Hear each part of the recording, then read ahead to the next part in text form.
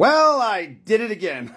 Mark Carney, you best sit down for this one. So my research started off right here with this article, well, more or less an investigation with a lot of supporting documents, slash and set. How financial giant Brookfield and its big bank backers profited from deforestation and the abuse of indigenous people's rights in Brazil. And yes, I've got solid evidence on all of this. Summary findings. A Canadian asset manager, part run by green finance champion Mark Carney, cleared thousands of football fields worth of tropical forests in Brazil. Our investigation can reveal. So I had to really dig deep for a lot of this stuff, but let's start off with this. This is on the Brookfield Asset Manager website. This is their 2022-2023 overview for Brazil. Everything that they are doing in Brazil. And thank you, Brookfield, for kindly putting a PDF so we can check out your project. Now, one area of interest that I found out was right there where I pointed the arrow. That's the map of Brazil and all the things they are doing to Brazil. Now, they do have some renewable energy power plants, 93 of them, but they also have 3,200 kilometers of highways, 4,800 kilometers of railroads, 2,000 kilometers of gas pipeline, 2,800 kilometers of power transmission lines, 33 data centers, and 5,000 kilometers of fiber optic networks in Latin America. 26 million square feet of residential properties, 16 million people served with sanitation services, not to mention 90,000 different vehicles for rental, and as well as 390,000 solar generators sold. Along with all those benefits of just purely chainsawing all these trees down. And we're not talking a couple backyard trees. We're talking about a freaking quarter of a country, 29% of the country. Lots of leasable areas for office buildings, logistics parks, multifamily enterprises, and shopping centers, all in replacement of this huge forest that they just chopped down, spanning across 24 states of Brazil. And one of the dumbest things that just doesn't make sense to me, by taking down all the trees and all the land to replace it with solar panel farms. All the money that these rich companies have, these billions and trillionaires in this world, and they can't come up with a better idea than solar panels taking up hectares of farmland and forests. As you can see, roads and highways going right through the forest. 33 data centers, as I said. These are what they look like. I'm not sure what they're using them for. Maybe AI, maybe to store people's information. Who knows? But here's where things get a little bit more dirty.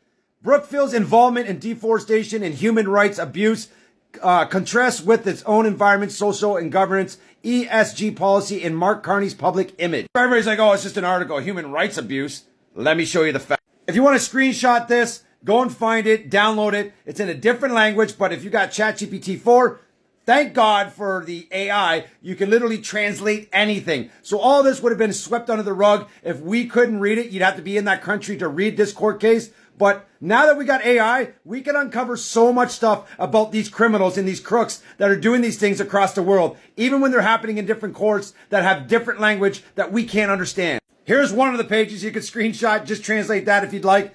ChatGPT will analyze it and translate it. But let's get down to what this all means. This document discussed allegations and legal rulings related to Brookfield Asset Management and the subsidies concerning labor and environmental violations in Brazil. Specifically, it details a 2014 ruling by a labor court in Tocantins, which found Brookfield and another company, the direct owner of Fazenda, Colorado, jointly liable for maintaining workers in a slave-like conditions. Remember this, because I want to show you an article when we get back after I explain this. So the liability was the court determined that both companies were responsible for labor conditions that met the legal definition of slavery in Brazil. Now, I've never been to Brazil, so I'm not sure what slavery is to them, opposed to what it is to us. But at the end of the day, if they're calling it slavery, then it's slavery. Workplace conditions included poor living conditions, lack of proper compensation, and exploitative labor practices.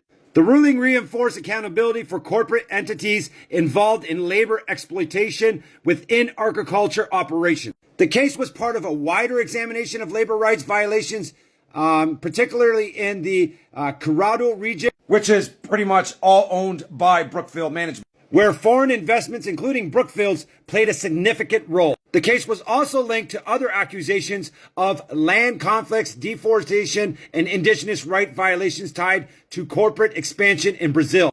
That court document did end up showing the gradual takeover, deforestation of Brazil, as you can see it through the years there. But remember I said to remember that? Listen to this. We operate with the highest ethical standards, conducting our business with integrity, Brookfield wrote in the latest annual report. Like shit you do. Let me stick it to you some more. This is a violation tracker, which keeps track of violations of companies. Let's have a look at Brookfield and see what happened, especially during the tenure of Mark Carney. Why does this matter? Because he was in charge of the investments. He was in charge. He was the co-chair of the company. Here is Mr. I am climate change green, whatever the fuck you're selling the whole damn world. But I'm going to show you that you didn't do a good job with the company that you were pushing to be green. And I have no way of going through the 509 violations and fines that it has here, which totaled up to like $95 million, which for a very wealthy company is like chump change. So this whole thing's about Mark Carney putting carbon tax on these companies, make them pay. You think it hurts their pocket? You think they're going to care? They're just going to pass that price on to us. Like, look at this. This one was in 2023 during Mark Carney's tenure. This was a air pollution violation. January 24th, 2023 for a fine, a penalty of $43 million. Here's another environmental violation. That was September 28th, 2020. Another one, June 22nd, 2023, environmental violation. And here's one you got a little slap on the wrist. But check this one. The U.S. Environmental Protection Agency finalized a settlement with the Arkansas Midland Railroad Company, which is Brookfield Asset Management, over a hazardous waste violation at a private rail track in Hot Springs, Arkansas. The company illegally stored more than 750,000 gallons of highly flammable hazardous waste in rail cars near homes, schools, and waterways. But yet you guys operate with the highest standards and the most utmost integrity, right? I would love to believe you and think the greatest about your company, but unfortunately, you have a lot of violations to do with the environment. And they go on with air pollution as well, and labor issues, etc. So for a guy like this to go around the world and push his net zero carbon emissions and make everybody pay taxes and put out all this money, like, I don't see how our money is going to change the pollution. Why can't he just talk to these companies and get them to do better? Why do we have to pay them to get these companies to do better? We're the ones that are broke. And if we're not broke, we're the ones that have very little money. Like, to these companies, we got pennies to the dollar. So it's pretty contradicting that this guy was working and in charge of the investments and managing, as well as all the environmental factor of everything, and yet was part of all this. But I have another one for you. So let me know what you think in the comment. We'll see you on the next.